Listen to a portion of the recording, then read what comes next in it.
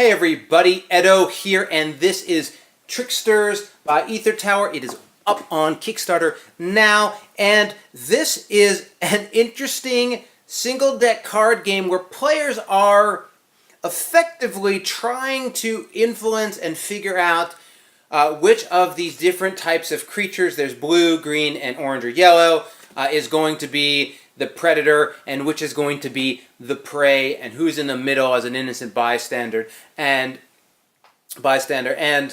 how that's going to change over time as the amount of creatures in play grows. It's sort of like a hidden information bluffing betting maybe game.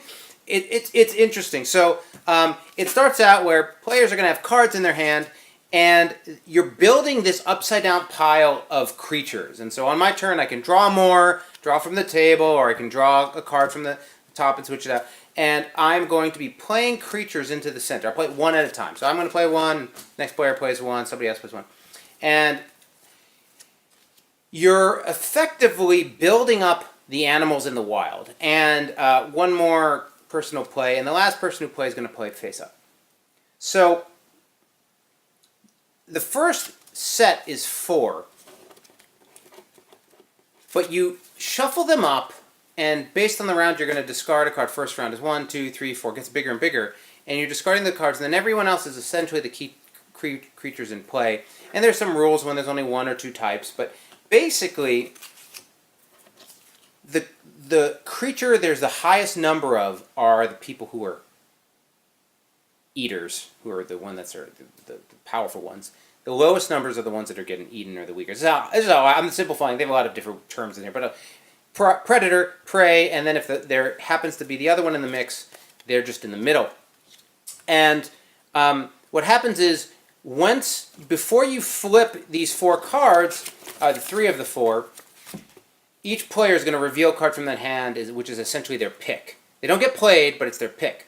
Based on their pick, the ability happens for that color. So if I pick green, I get to pick some green abilities to happen. If I pick blue, I get the blue abilities to happen. So I'm going to be playing cards with abilities to happen. But these are also like the teams I've selected as well. So it's a little bit of both. So then you're going to reveal, and essentially we resolve abilities, and then we determine who the winner is. Each card has 3 key pieces of information. The color, in the corner here, what ability has. So this is a ×3. If this ability goes off, he's worth 3 creatures. And then lastly, the color. So you can see between these two, this is light and dark.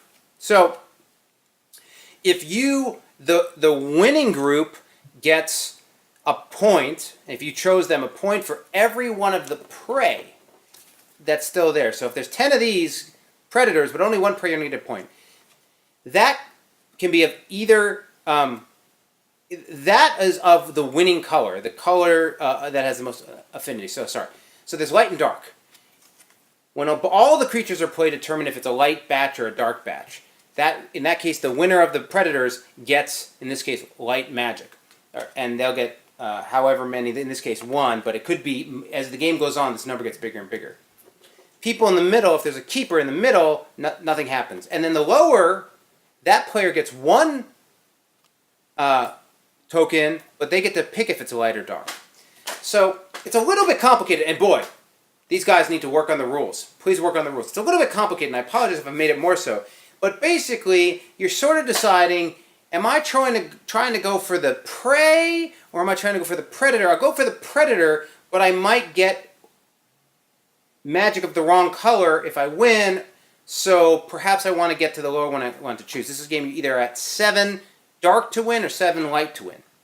But they don't just tally. It's like a number line. It's like 7 and -7. So like if you're about to win on dark, but then you get a pile of light, it moves you back the other way. You want to sort of be all dark or all light.